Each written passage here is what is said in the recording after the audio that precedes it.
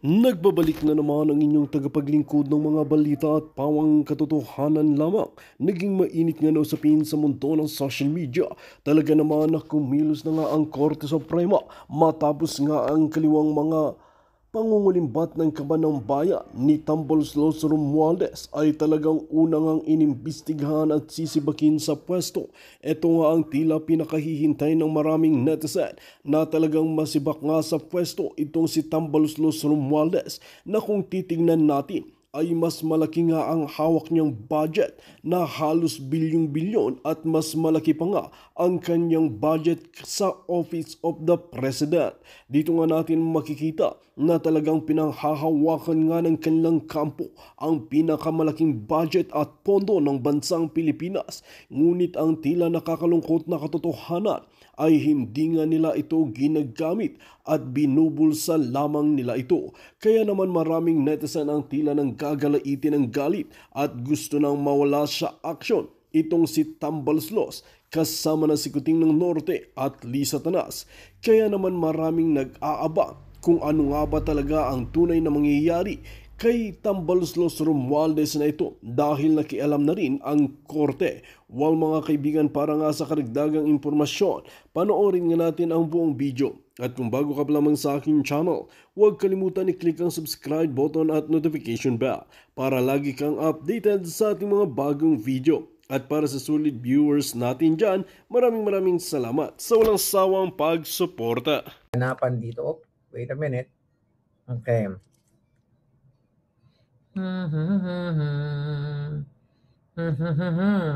Okay. Oh, wow. Grabe, ano? Ngayon, ang question kasi dito, nag-resign siya. Tapos, pinayagan ng Blue Ribbon Committee ni, I believe, no? Pinayagan ba siya ni Senator Marcoleta na hindi na siya pwedeng isama or hindi na siya sasama sa Senate hearing kung saan dahil nga wala na daw siya sa pwesto. Pwede ba yun? Tama ba? Tama ba ang mga balita dito? Hindi porket nag-resign na siya. Yes, sabi ni Jaime Ga, may accountability siya dito.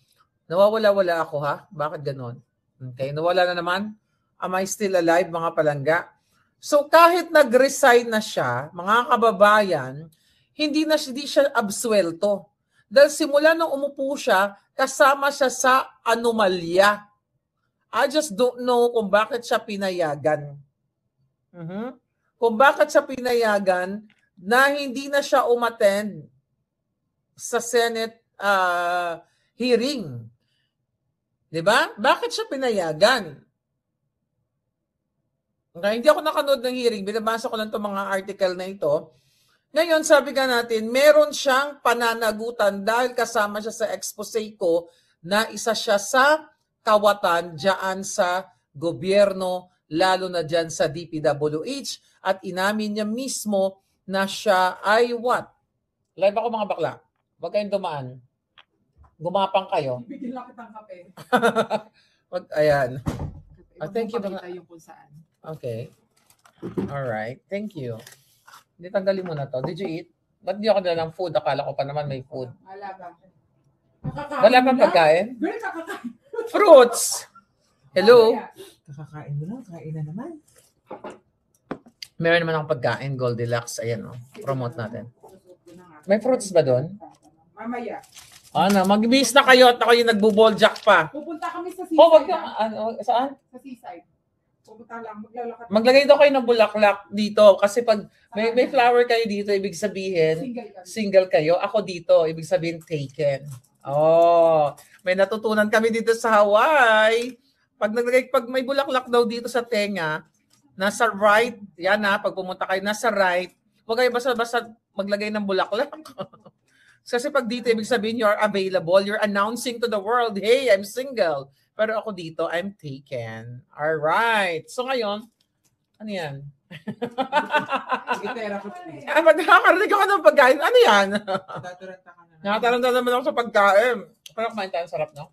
Kumain kami ng oxtail dito, mga kababayan. Kanina. Sa, may May nakilala ako, shoutout kay Mary Ann sa ZPs. Taga-Capiz, Palangga. Hindi niya ako kilala mo, hindi naman siya nanonood. Yung old lady na nakilala mo. Hindi siya old lady. Sa... Si Tita Elizabeth, sekretarya na post ko na. Taga Cebu yun. Marami rin pala dito taga Cebu. Maraming Cebu, hindi lang mga Ilocano. So anyway, mga kababayan, so manahimik na muna kayo, tayo nagdadadakdak, romampa na kayo doon. So ngayon mga kababayan, matagal nang, buksan ko tong kape. Matagal nang may hearing ngayon ang Congress about flood control na naman. Sabi ko nga, lahat yan kadyotahan na naman. Hindi pa nakatating yung luggage. Involved daw si Senador, wag kang dumaan dito at makikita yung alindog mo.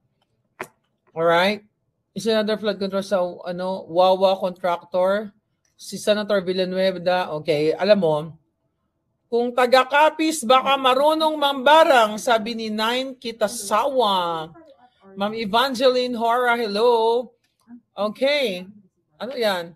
Na-raid na ngayon ang bahay ni Diskaya ng taga-custom. Alam mo, ikaw kasi Diskaya, Sara, umamin ka na kung sino-sino yung mga kasabwat mo. Hindi pwedeng walang kasabwat si Diskaya. Mga kasabwat yan si Lisa Tanas. Okay? Mga kasabwat si... Ito kasi yun mga palangga. Paulit-ulit na lang tayo. Okay? Napaulit-ulit na lang tayo sa isyong ito. 2023 na ako nag-iingay dito.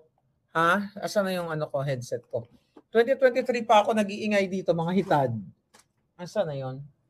Dahil lang. May libre ba tayong tsinelas? Yes. Ewan ko ang tsinelas ko Meron. Sige, ramampa na kayo, susunod na ako. Hindi ba kayo mag-change outfit? Hindi na. I have 10. Nagal ko lang yung jacket ko. Okay na yan, sige. I'm on vacation, darling. Pero hindi kami mga anak ng contractor, ha? Kami ay mga magaganda at masisipag. Ito ditong kasama ko, napakaganda. Grabe, bentang-benta sa Hawaii. Bentang-bentang hitad sa Hawaii. Ay, nako. Anyway. Ayan na. Ano na? Ay, hindi tayo matatalgugan. Dalang alindog natin, hindi naman pakakabog. Sa tingin mo ba, papayag tayo? Excuse me. Di ba? Anyway, saan tayo rarampa? Sabi ni P-Joy. So, kasabot si Martin Romualdez siya ng pinakakurakot. Sabi ni Margie Sina. Ano pa nga ba? Kaya sabi ko nga sa inyo, lahat dyan sa mga kakilala niyo mga kontraktor, mag-rally na kayo, mag-welga kayo. Hindi ko po alam kung ano ginagawa niyo. Sabi ni Mahay Miga, RA Pahati Construction where the builders triple builders. Isa pa yan. Yung Pahati na yan ang sinabi ko sa inyo, nakasabot si Sandro Marcos at saka si Yeye Vivas. Kasama yan sa kaso ko sa California. Nakalagay dyan. Diba? Na nagbigay, according to my source, ng 27 million. Okay? Doon sa nagkaso sa akin. Although case closed na kami, or case dismissed with prejudice, mga kababayan, pero yan, isa yan sa mga inano ko sa inyo. Sige, bakit yung nag-change sa outfit? Ay, yan ba siya sumandala? Nakalimutan ko yung blue ko. Gusto na mag-team? Tanging ang daming mag-team dito. Pahintiman ka. Gusto mo lang. Ano? Sabi, mabenta dito. Gusto niyo benta ko kayo. Ano nga kunin mo? Ako mo siya ng... ito, polvoron, favorite ni Bangag. May pasalubong. Galing kay Bang... Magdala ka. Okay. Yeah, masarap. Bye. No, hindi na ako nagsusugar, you know. Nandyan daw sa Hawaii si Saldico. Nandito bang demonyo? Tumakas na si... Ayun na nga eh. Ano pang inaantay ninyo? Lumabas na kayo sa kalsada. Hindi ba kayo napapagod sa buhay nyo dyan sa Pilipinas? Pwede ba pagalitan ko kayo? Baha. Kahit mayaman, mahirap kayo, mayaman na nagsumikap kayo, or middle class kayo, apektado kayo sa baha. Ang daming lumubog na mga... Ay, ganon. Tangina na baka mapalayas tayo dito. Isara mo na kasi yan. Baka... Maingay ako. Sa labas, narinig niyo ako? Oh, shit. Sa hallway? O, dahan-dahan daw ako mga palangga. Kasi baka mapalayas kami sa hotel namin. Baka may kalaban. Baka mayroong mga bataan si Marcos. Hindi ko pa naman dala yung AR-15 ko. My God. Sige, parang yan. Feeling ko kasi nasa bahay ako. Pasensya na. Ang kahinaan ko lang masanay ako sa boses ko. Okay. Ang ulo, sabi ni Bagwis, ang ulo talaga niyan si Bangag. Congressman Marcoleta, paimbestigahan mo si Sandro Marcos. Si Yeye Vivas. Isama mo na si Abel Bacudio. Ito yung picture nila. Isama mo na yung mga hinayupak na yan. Kung gusto nyo talagang linisin yan, isama nyo si Lisa Tanas. Ayan, nag-ingay na naman ako, sabi ko. Isama nyo to, itong mga putang inang, itong mga ilipanting mga baboy. Ayan, no? Yan, isama nyo yung mga yan. Yung mga nakidabag ng Kabanang Bayan. Ang kapal ng mukha, mag-model-model ang baboy. Diba? Kahit nabisan mo man ang baboy pa rin. So ito, isama mo to. Isama mo to. Yan. Isama mo yan, Kong Marcoleta. Yang tatlong yan. Okay? Isama mo yan. Kung gusto nyo, isama mo siya. Kasi yung naka-block na yan, yung sinasabi ko si Yeye Vivas, yan yung chief of staff ni Sandro Marcos. Okay? Yan itong Fahati, yung inaakbayan ni Abel. Sama mo yan tatlong yan nang magkaalaman. Isama nyo lahat, tangina.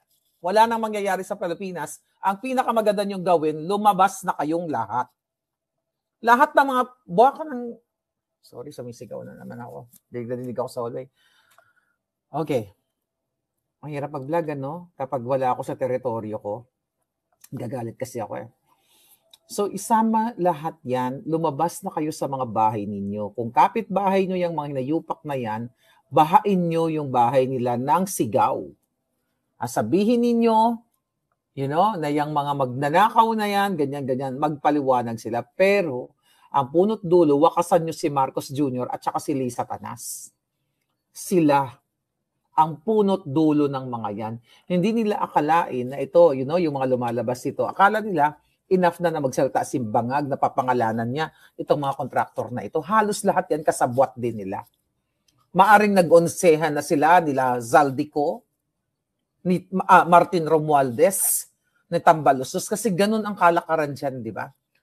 Yes, sabi ni P. Joy, i-lifestyle check. Napakadali lang hulihin yan, mga kababayan. Yang sa BIR na yan. Halos magkakasabwat sila. Pati yung lumagi na yan, expose ko, yung head ng BIR. Si Mel Robles, hindi nyo pa ka naimbestigahan niyang 433 winners. Yan, kung Marcoleta, ang dami kaya dapat ubusin niya mga putang inang yan. Ang pinakasolusyon, hindi ang hearing-hearing na yan.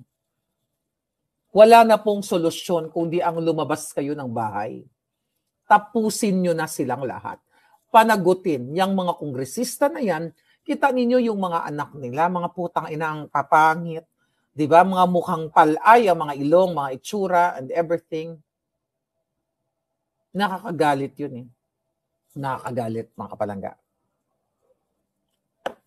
Hindi ba kayo naaawa sa future ng mga anak? Kayo mga supot na mga pulis, ang tagal ko na kayo tinatawag ng mga supot, mga sundalo. Wala ba kayong paninindigan? Lahat halos ng kongresista magnanakaw. Pati mga politiko, pati yung si Chis Escudero, paliwanagin. Pati si Heart Evangelista, dahil nagdidepensa siya ngayon. Pagpapaliwanagin kung saan siya kumukuha. Kasi kung yung mga ginagastos niya ay walang, syempre kapag ikaw ay influencer, di ba? If you're an influencer, let's say, YouTuber ka, Instagrammer ka, o ano man ang tawag sa'yo, may paper trail yan ng kinita mo. Okay? Then, kung meron ka naman mga TV ads and everything, may black and white yan. So, ima-match natin. Ima-match natin ang kinita ni Heart. Di ba? Mayabang naman siya. Tignan natin kung yung kinita ba niya umabot doon sa ini-spend niya. Kasi kasama yung mga yan eh. Hindi mo pwedeng sabihin, old rich. No. BJ Lapay, hindi siya old rich. Mismo ang nanay niya, nung naputol-putol yung vlog natin, I think yung nanay niya mismo, nagsabi na pinangakuan ni Escudero si Heart ng... Ang magpapa Ayan, may nag-send ito sa akin, Davao de Oro Updates. Thank you, Davao de Oro Updates. Oh. Ito si Jelay Pahati kasama ni Lisa Tanas. Oh, nakita mo? Oh, ito. Ayan si Jelay Pahati kasama ni Sandro. Oh, Martin Romualdez. Oh. Angel Bacudio. Oh. Sandro Marcos. Sheila Pahati. Oh. Nanipo rin ang staff ni Kong Sandro, si Ma'am Yeye Vivas, itabang ani nga programa. Oh. Ang pagtanggap ni Yeye Vivas, Ayan. Chief of Staff ni Sandro, sa 100 million na payola Ako to ah. mula kay Sheila Pahati na suhol sa kanilang pagpapasilitate Kailan to? ni Yeye at Abel. Ano ko to? Sona ko to ah. Galing naman itong mga to. Galing yung magawa ng ano, ng pag, ng balita, Anyway. Kaya sabi ko, my God, mga kababayan, wala nang kwenta yung mga ano na yan. Alam mo, nasa Bonggang Hotel, nasa Bonggang Hotel kami. Hindi ko alam kung bakit ako nawawala ng signal. Pero nag-connect na ako sa phone ko. Live ba ako, darling? Nakikita niyo ba ako? Live pa to. So ngayon, mga kababayan, ay, sandali lang. Yung aming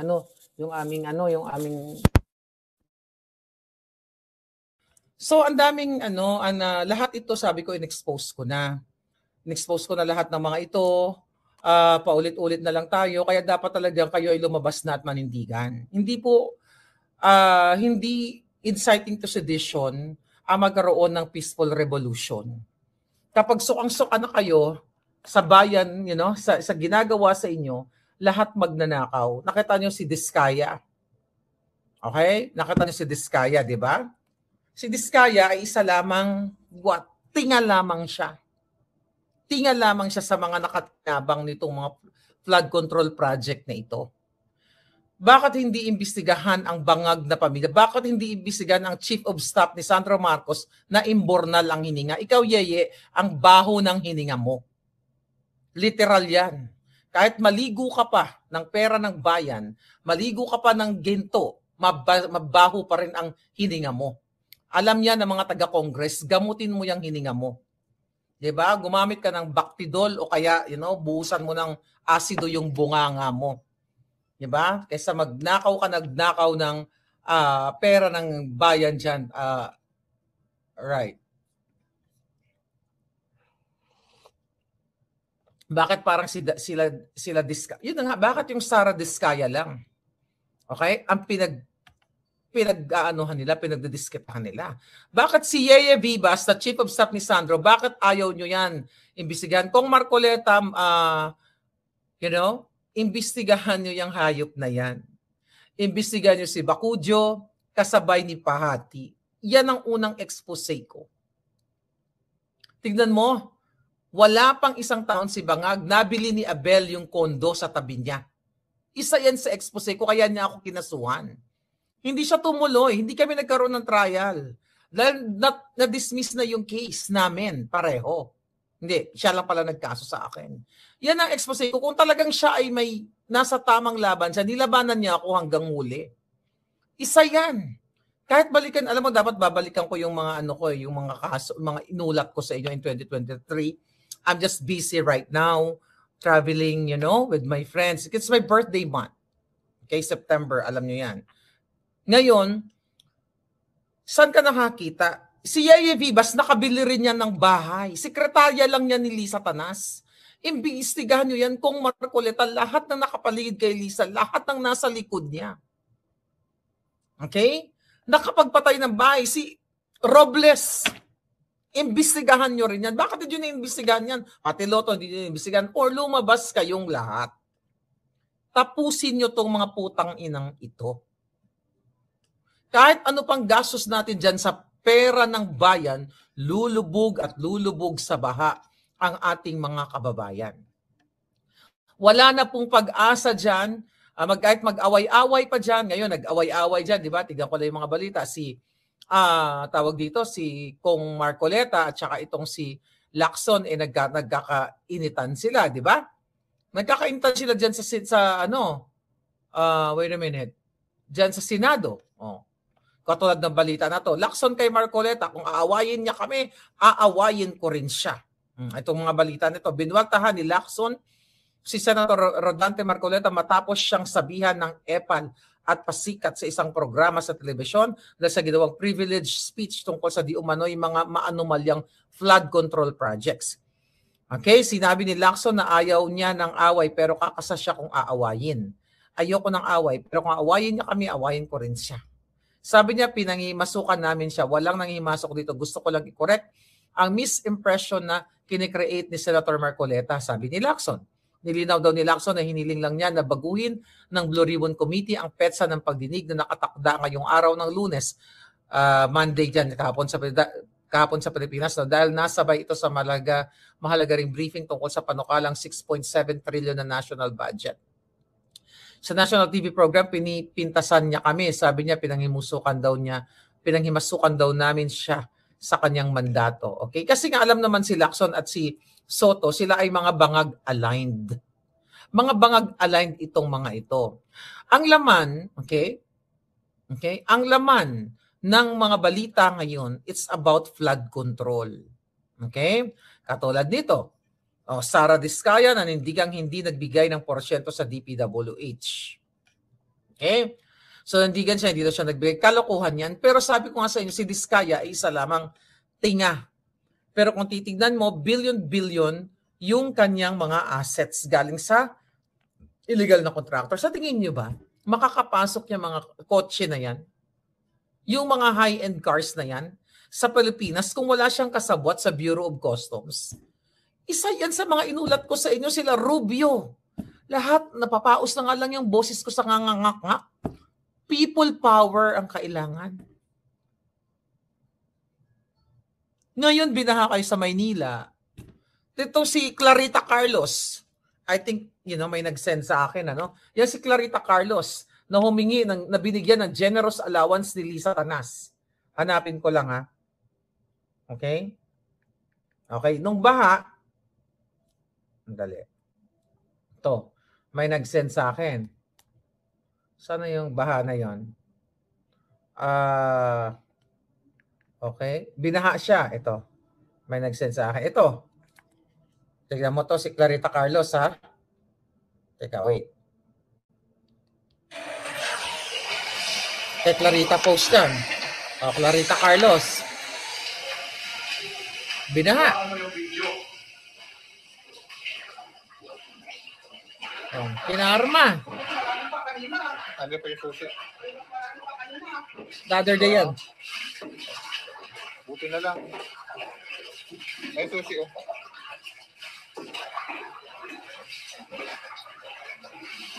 Ang sabi ni Clarita Carlos dyan, ngayon sino? Sabi ni Clarita Carlos, ngayon sino dapat ang sasihin sa pagkabasa ng mga libro ko at mga aganimitan sa aming office sa Sikatona Village? Ayan ang sabi niya. Bakit hindi mo sabihin, Clarita Carlos? Sabi ni Clarita Carlos, ayan mga libro niya nababasa daw. Ang sabi dito, ngayon, sino kaya dapat sisihin sa pagkabasa ng mga libro ko at kagamitan sa aming office sa Sikatona Village sa tabi ng UP?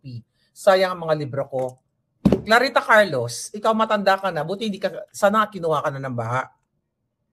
Alam niyo naman kababa, mga palangga, isa yan sa expose ko January, I think, na tinanggal si Clarita Carlos bilang National Security Council, di ba? Advisor. Alam niyo yan. In-expose ko sa inyo. So ngayon, binigyan siya ng generous allowance ni Lisa Tanas. Inilabas ko na yan ni Marcos Jr. at ni Lisa Tanas. Ngayon, tinanggal siya, pero nakiusap siya na ilipat.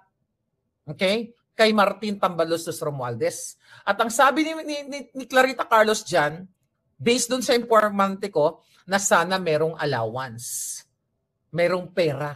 Ang sisihin mo, Clarita Carlos, matandang hukluban, ang gaba, diligid magsaba. Sabi ni Ana Sis, ayan, lubog ka. Pero anyway, may pera ka naman, madali mo naman ipa-repair yan, okay? Hindi na lang kita inanon dahil nakiusap si Lisa. Si Sas sa akin noon, natigilan kita. Nakiusap ka, di ba? Kinausap mo si Sas. Okay, natigilan kita. O dahil hindi naman ikaw ang pinakamalaking utak Sa lahat, ikaw lamang ay barya-barya lang na nakinabang dyan sa paglilingkod mo kay Tambaluslos. Tignan mo, binaha. Sino dapat sisit? Hindi yung amo mo, si Martin Romualdez. Alam mo na ang punot dulo ng baha na ito ay ang Marcos, Lisa Tanas. Wala kang paninindigan, mamamatay ka, Clarita Carlos, na ikinahiya ka ng mga kaapu-apuhan mo at ng mga estudyante mo. Dahil ikaw ay aso ni Martin Romualdez. Ikaw ay tumanggap ng generous allowance galing kay Bangag. At yung generous allowance na tinatanggap mo ay galing sa kaba ng bayan. Right? Yan ang katotohanan. It so happen, kaibigan ko si Sas, na nakiusap sa akin na huwag kitang natutulan, i-expose ng husto. Sabi ko, okay, pero kasi na-expose naman na kita, so I focus on sa malalaki. Now ngayon, dahil binaha ka, ayaw mo pa rin magsalita, sinong sisisihin? Hindi yung amo mong putang ina kang matanda ka. Generous allowance, wala nang kwenta ang pagiging matalino, magaling sa international eclabouche kung ikaw ay nakikinabang sa taxpayers' money. Ano pa? Ako yung mga pulis, mga supot, hindi kayo nahiya sa mga anak nyo? Itong kaputahan ni Bangag. Ha? Yang kadyutahan ni Bangag. At ni Lisa, lahat yan. Yan si Diskayanan, oo, talagang dapat nating buljakin itong mga nipo babies na ito. Pero yaan, lahat sila pare-pareho. Ang kakapal na mukha ng mga nget pa ng mga anak ni Ko, lahat ng mga pinakita nyo dyan, ang mga nag-trending, mga elepante, baboy, kung ano-ano pa. Nilulus tayo pera ng bayan, samantalang kayo, na supposedly hindi malalagdag sa tulay ang tatay mong driver. Hindi magkakasakit ng leptospirosis ang nanay mong nagtatrabaho sa palengke kung ang mga drainage natin, ang mga tulay natin, di ba? Ang mga flood control ay inilalagay sa tama. Tapos pag nagka-leptospirosis kayo, ano nangyari? Punta kayo ospital. Dahil ninakaw na naman ang pondo sa healthcare, nakapila kayo sa East Avenue. Ni bulak, wala kayong pambili. Ni gasa, wala kayong pambili. Hi Melvin. Sabi ate, noong una kasi EDSA pinangunahan iyon ni Cardinal Sin. Pinangunahan ng simbahan, sana ngayon gawin nila uli. Bigyan lakas ng loob na tumayo sa tama. Sana nga ang mga Katoliko, dahil ako ay Katoliko, sila ay manindigan. Hindi, walang exemption sa baha. Tingnan mo si Clarita Carlos. Hindi niya ma-pinpoint ang gobyerno. Saan panindigan na matandang yan? Buti, dapat nalunod ka na lang sa baha. Nagtatrabaho siya kay Tambalos. Kaya tumahimik yung matandang yan. There's no point. Huwag po tayong bumilib. Hindi porket matalino ang tao, matalino, magaling. Si Dilima, matalino ah. Matalino si Dilima, totoo yan. Pero tignan mong ginawa. Lumantak ng saba, nagpapakababa. Alam nyo na yan. Tapos kayo, hanggang social media lang. Ganon?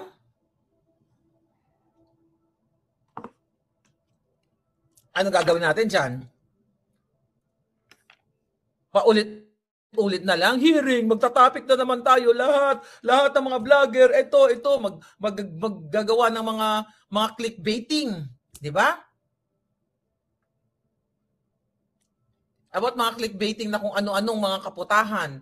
Tapos ano ngayon, kawawa na naman kayo, yung mga nanay, mga magulang ninyo, wala kayong ligtas. Tignan nyo, is it true?